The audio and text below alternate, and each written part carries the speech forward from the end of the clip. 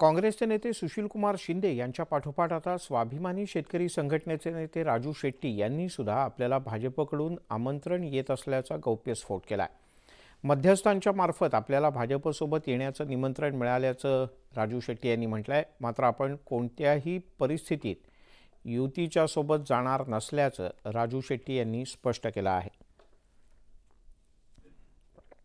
भारतीय जनता पक्षाबरोबर आघाडी करण्याच्या संदर्भामध्ये माझ्याबरोबर थेट असा कोणी संपर्क साधलेला नाही, परंतु मध्यस्थामार्फत मी दिल्लीला यावं, अमित शहांना भेटावं, आणखीन काही केंद्रीय नेत्यांना भेटावं अशा प्रकारच्या सूचना घेऊन मात्र बरेच लोक आले। परंतु स्वाभिमानी शेतकरी संघटनेचा निर्णय हा 2 वर्षापूर्वीच झालेला आहे, कुठल्याही आघाडीशी संबंध ठेवायचा नाही। कारण शेतकरी प्रश्नावर सगळ्यांनीच वेगळी भूमिका घेतली आहे। शेतकऱ्यांचा तोटा होईल अशा प्रकारची धोरणं सगळ्यांची राहिली आहे।